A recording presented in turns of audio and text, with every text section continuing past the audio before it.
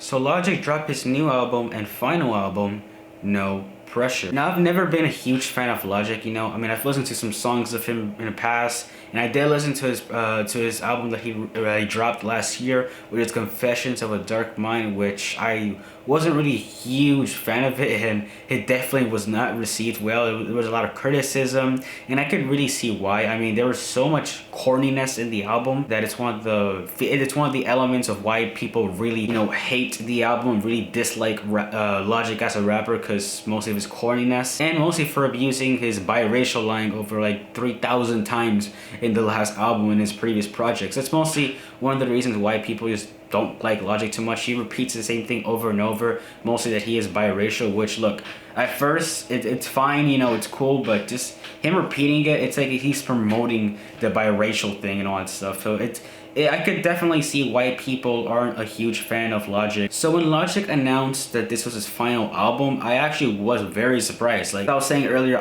even though I wasn't a huge Logic fan, I was still surprised that he was retiring at the age of like 30 or 30 something. He's very young. He's still very young. But he revealed the reason why, which was, you know, to be a dad, to be a better parent, you know, to be a father to his child, be a, I guess, as I was saying, a better parent to his child, which I fully understand why he wants to, you know, become a better father, to give this kid a good life, you know, a better life than he grew up in, which I fully respect Logic for that. So yeah, he was basically streaming yesterday, now as I was saying, an hour prior to the launch of the album. A fan asked him, you know, what was his favorite song of the project, and what I like is that he answered that, you know, it's super hard for him to really say, you know, what's his favorite song. And surprisingly enough, he said that he revised the whole album bar to bar over 4 times, and it is the hardest he's ever worked for a project, which, like, revising an album bar to bar 4 times, that's insane.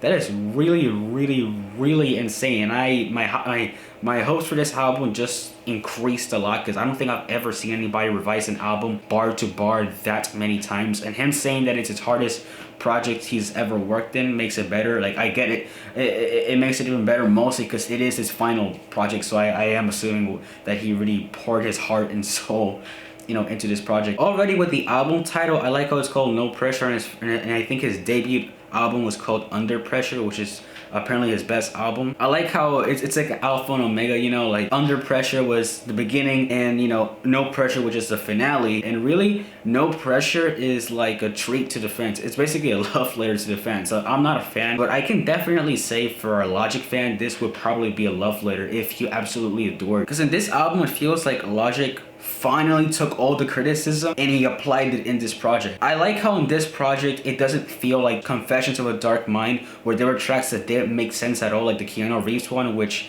the track didn't even feel like it was about Keanu Reeves. Compared to this album, it's a huge jump for Logic. It really is. And also what I like about this album is that his corniness and the biracial thing is like non-existent in this album. I don't think I've heard a really corny bar in this album yet, or what I remember. So yeah, the first track of this album, No Pressure, is a perfect intro really for this album. I like how it starts off with this boom bap mellow sort of beat. It really is nice, chill, refreshing. And also what I like about this track is that it gives you so much of a street vibe. I know it's an odd comparison, but it reminds me a lot of like Joey Badass in 1999, like the record that had so much like smooth type of beats. The first track, Summer Nights, which had like these samples and all that stuff, and then we get to hear like a minute of Joey Badass rapping. I know it's a weird comparison, but it reminds me a lot like that. It reminds me a lot of it, because, you know, not only the beat, just mostly like the environment and all that stuff. The whole street environment just gives me a very reminiscent feeling of Joey Badass. And yeah, in this track, Logic talks more about his childhood, more about living in the blocks, living more in the streets, which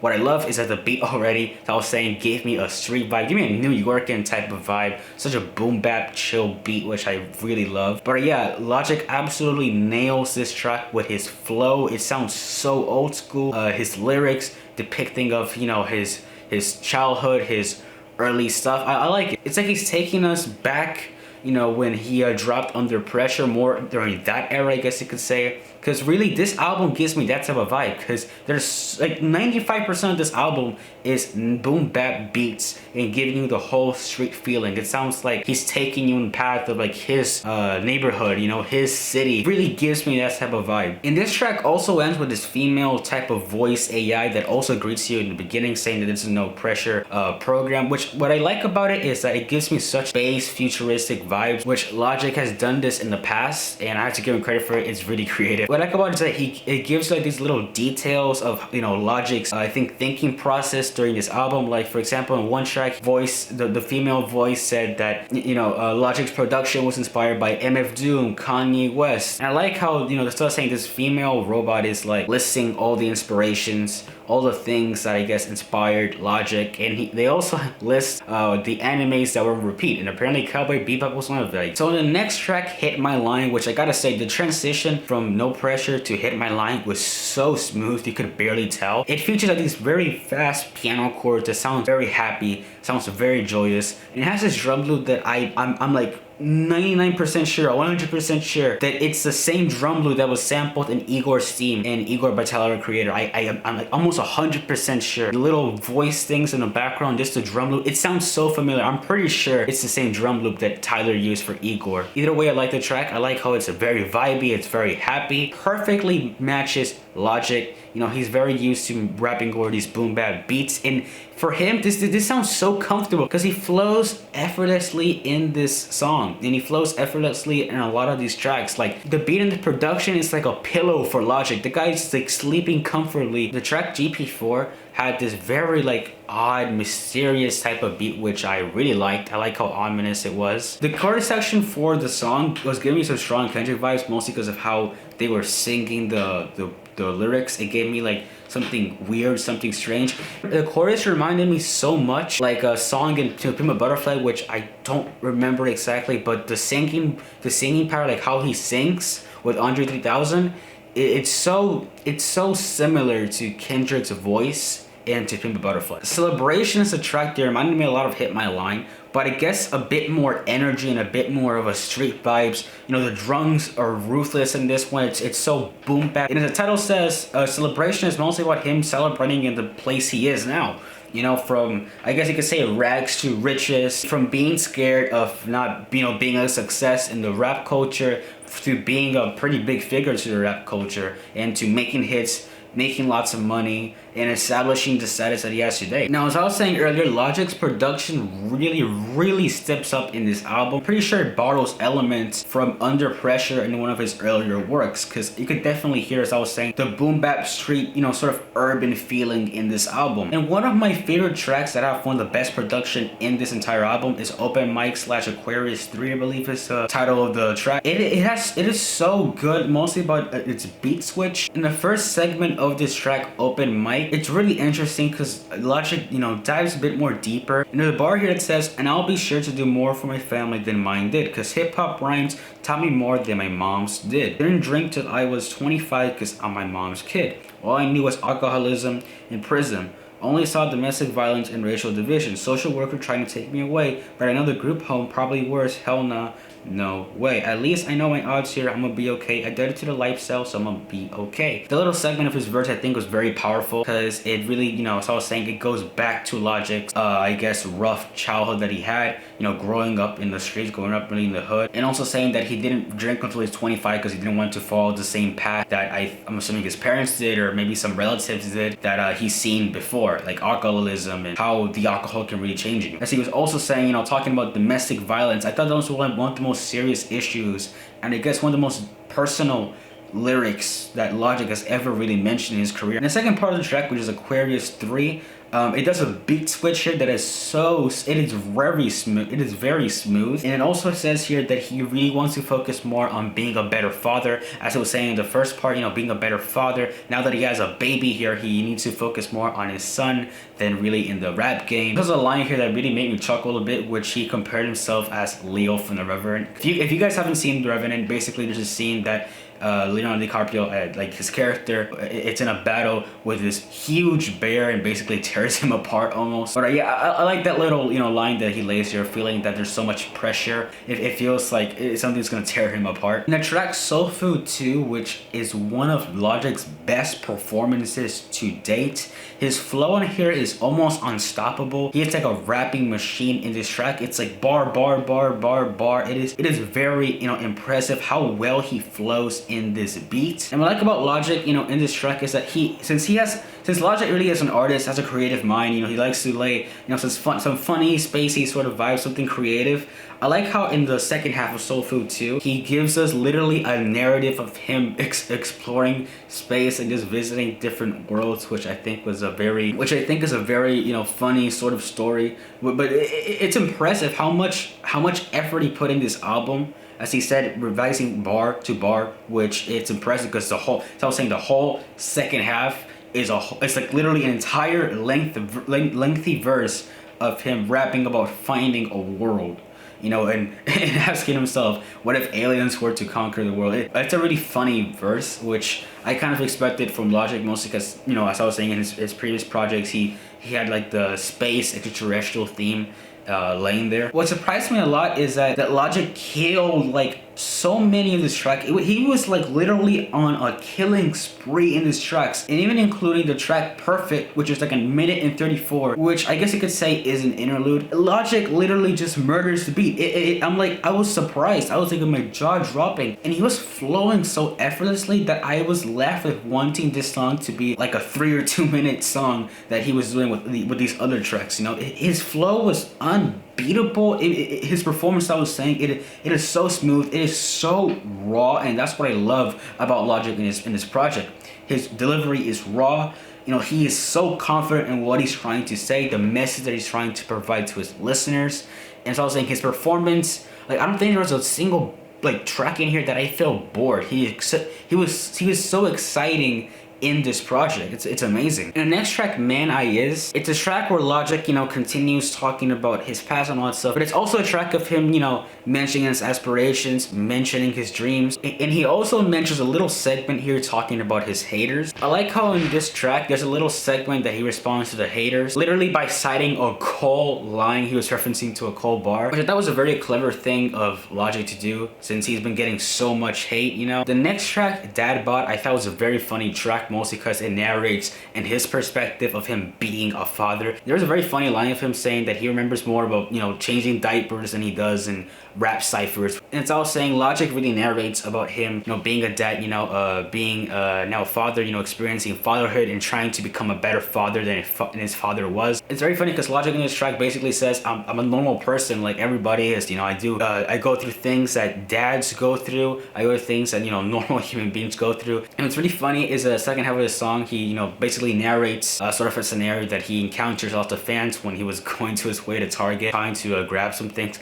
I like it mostly because it's sort of a funny storytelling, I guess you could say. It kind of reminded me a bit of that Tyler Creator track from the Wolf album. I believe it was called Colossal, which was, the whole song was basically about a crazy Tyler Creator fan, like a crazy fan. But in this perspective, I guess it's more of Logic telling his like everyday normal life, you know, saying that, look, I'm human like everybody, I do normal stuff like everybody does, like any other father does. And then the next track, 5 Hooks, it resumes with, you know, Logic listing his accolades and all that stuff, while having a very good flow and a very good beat. And so I was saying, he's talking about his accolades, you know, naming that he finally got to do songs with Gucci Mane, Wu-Tang, you know, one of his inspirations. He finally made it. He finally made tracks with one of his inspirations. The guy has come a long way through with all the music stuff. The next track, Dark Place, reminded me a bit of that 101 song, but yeah, it reminded me a lot of it mostly because it deals with depression, deals with anxiety, deals with suicide. I think it's a very appropriate title, really, because Logic really goes in deep